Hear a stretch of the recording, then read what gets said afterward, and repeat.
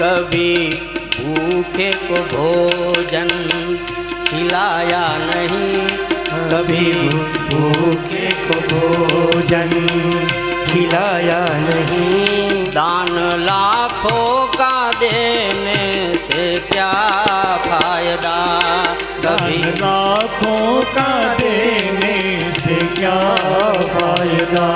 गंगा नहाने हरिद्वार काशी गया, गंगा नहाते हुए ये ख्याल आ गया। जय हो।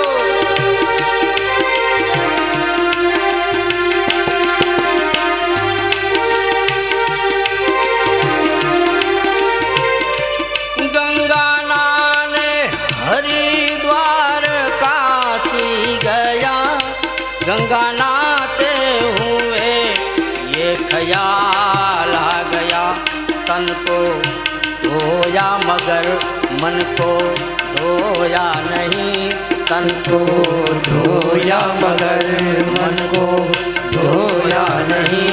बाद गंगा नहाने से क्या फायदा, कभी प्यासे को पानी पिलाया नहीं, बाद अमृत पिलाने से क्या फायदा। मैंने शास्त्र पढ़े, मैंने वेद पढ़े, शास्त्र पढ़ते हुए ये ख्याल आ गया। जय हो।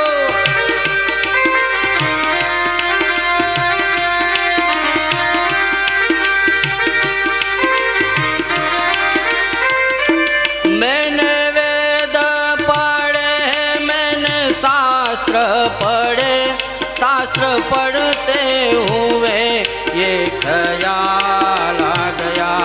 मैंने ज्ञान किसी को बांटा नहीं, मैंने ज्ञान किसी को बांटा नहीं। फिर ज्ञानी कहलाने से क्या फायदा।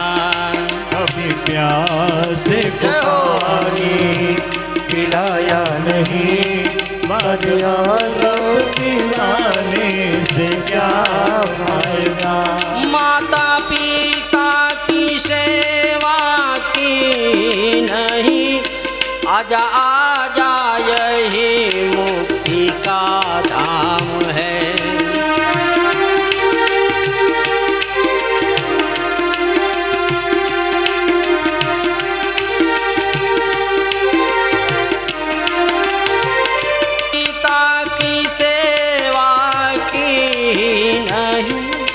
आजा आजा यही मुक्ति का धाम है।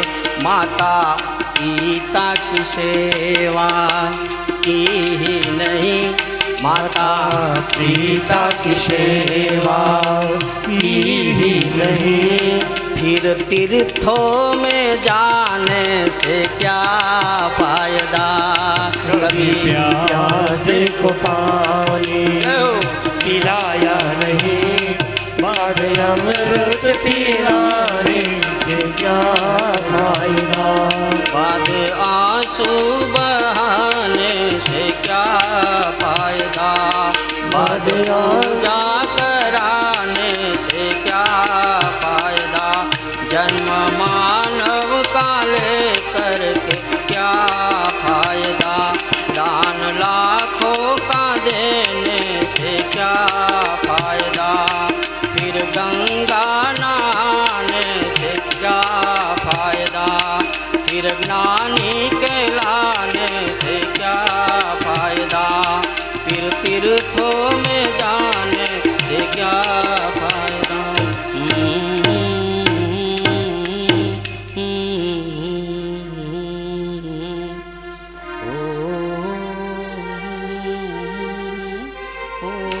મિયાજીએ કહ્યું કે હે બાણાસુર, તને જો પસંદ હોય તો તને એક દીકરી આપું. બાણાસુર કે કાંઈ વાંધો નહીં, મને દીકરો કે દીકરી જે આપો તે.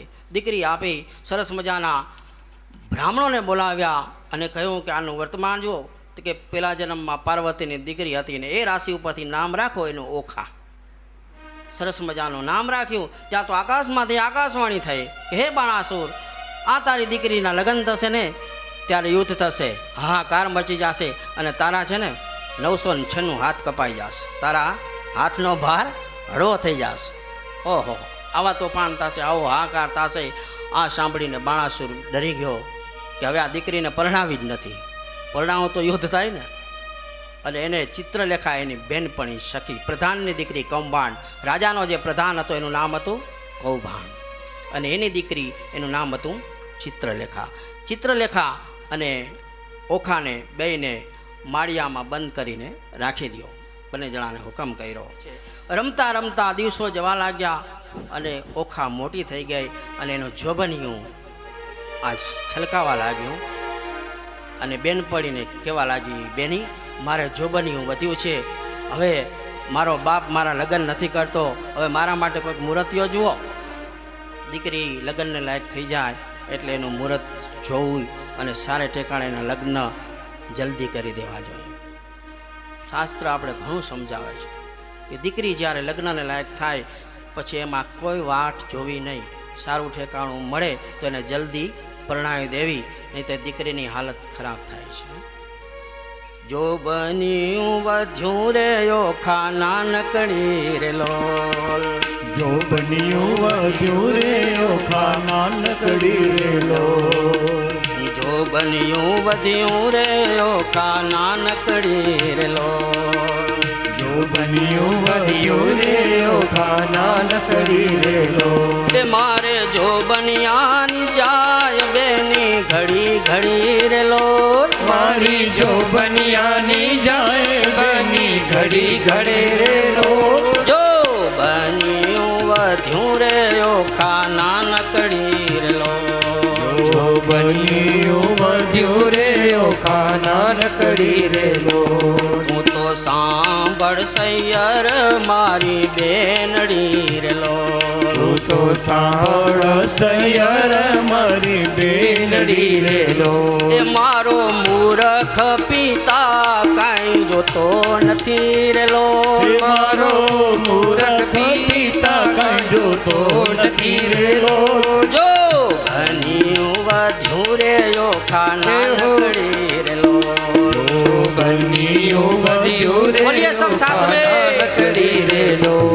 જો બન્યું વધ્યું રે ઓખા નાનકડી રે લોલ, જો બન્યું વધ્યું રે ઓખા નાનકડી રે લોલ. એ બોલતી ઓખા વળતી વાણી સાંભળ બેનડી રે લોલ, ઓખા વળતી વાણી સાંભળ બેનડી રે લોલ. એ બોલતી ઓખા વળતી વાણી સાંભળ બેનડી રે લોલ, બોલી ઓખા વળતી વાણી સાંભળ બેનડી. કન્યા કાળ વરજો તો નથી રે લોલ, મારો જાય કન્યા કાળ વરજો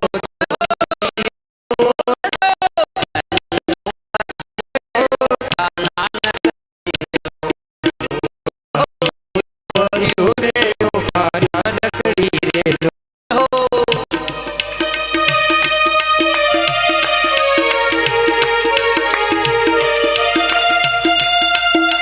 હરિ બોલ.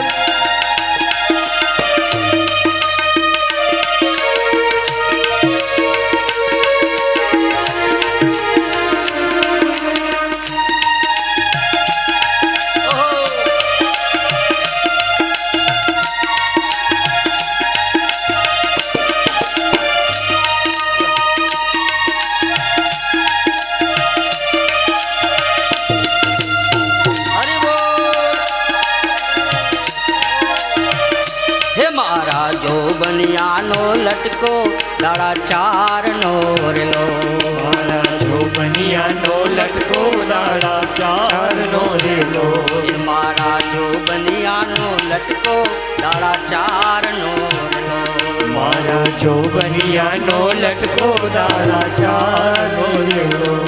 તાણે રે મળશે પણ નાણે નહીં મળે રે લોલ, તાણે મળશે પણ નાણે મહી મળે રે લોલ. તાણે રે મળશે પણ નાણે નહીં મળે રે લો તાણે મળશે પણ નાણે નહીં મળે રે લો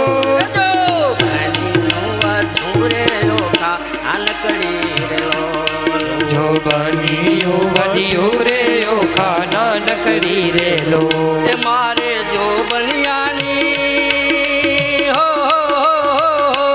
જય હો કે મારે જો બનિયાની જાય બેની ઘડી ઘડી રે લો મારી જો બનિયાની જાય બેની ઘડી ઘડી રે લો જો બન્યું વધ્યું રે ઓખા નાનકડી રે લો જો બન્યું વધ્યું રે ઓખા નાનકડી રે લો જો બન્યું વધ્યું રે ઓખા નાનકડી રે લો જો બન્યું વધ્યું રે ઓખા નાનકડી લો બચપણ આવે જુવાની આવે અને પછી બુઢાપો આવે ત્રણ અવસ્થા એ બધી અવસ્થામાં શાસ્ત્રના નિયમ અનુસાર આપણે બધા સંસ્કાર કરવા જોઈએ જુવાન કાળમાં સમયસર સંસારમાં વિવાહ કરી લેવા જોઈએ જુવાનીમાં જેટલું કમાવાય એટલું કમાઈ લેવું જોઈએ અને વૃદ્ધાવસ્થામાં જેટલા નિયમ બને એટલા નિયમ પાડી અને પ્રભુનું સ્મરણ કરવું જોઈએ 51, 52, 50 પછી વનમાં વયું જવું જોઈએ નો જાતા નહીં હોય કોઈ આ ના જવાય 50 પછી વન જેવું જીવન જીવવાનું આપણે વનમાં રહેતા હોય ને એવી રીતે પછી ભાત બંધ ડૉક્ટર કે ત્યારે હો બટેટા બંધ પણ આ બધું આપણે ડૉક્ટર કહે ને એનાથી પહેલાં જ બધું બંધ કરી દેવું જોઈએ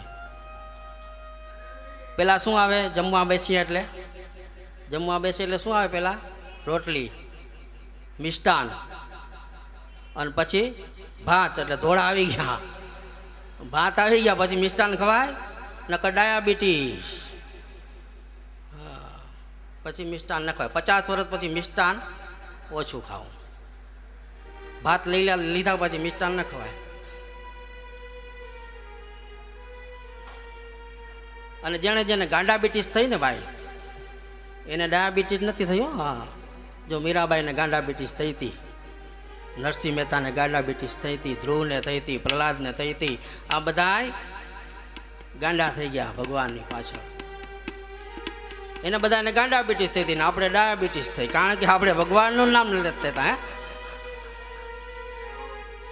જો ભગવાનનું સ્મરણ હશે ભગવાનની ભક્તિ હશે તો ડાયાબિટીસની તાકાત શું છે આપણી બાજુમાં આવે હે પ્રભુ અમારા જીવનના ગાડાની દોર એ તને સોંપું છું માટે આ જોબનિયું આપણે જે મળ્યું છે ને એ આવા સત્સંગમાં આવી કથાઓમાં આવા પુણ્ય કામમાં જો આપણું જોબનિયું વપરાશે ને તો એમાં લાલ કલરનો રંગ લાગી જશે જેને ધર્મની મહેંદી કહેવામાં આવે છે આ સાધારણ મહેંદી તો આપણે લગાડીએ ને એ 15 દીમાં વિખાઈ જાય પણ ધર્મરૂપીની મહેંદી આપણે લગાડશું ને તો જિંદગી નહીં પણ જન્મો જન્મ ભવો ભવ સુધી આ લાલ રંગ જાતો નથી એટલે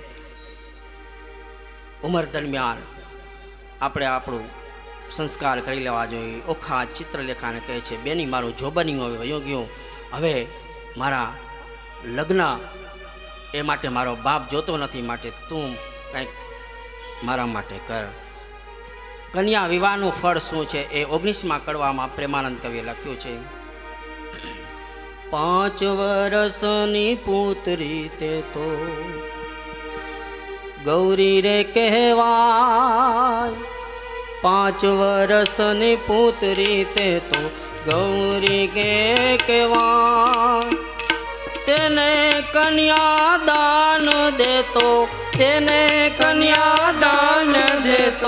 કોટી યજ્ઞ ફળ થાય 5 વર્ષની પુત્રી તે ગૌરી કહેવાય પુત્રી કેરા પિતાને કોઈ કહાવો રે વધાય કેરા પિતાને કોઈ કહાવો રે વધાય ગાંધર્વ વિવાનું ફળ વિવાનું ફળ વર્ષ થાય બેનો 5 વર્ષની પુત્રી રે તે ગૌરી કહેવાય એમ કરતા વળી વચમાં આવી પડે કાંઈ વાત એમ કરતા વળી વચમાં આવી પડે કઈ વાત મનુષ્ય વિમાનું ફળ જેને મનુષ્ય વિમાનું ફળ જેને 11 આડો આંખ 5 વર્ષની પુત્રી તે ગૌરી કહેવાય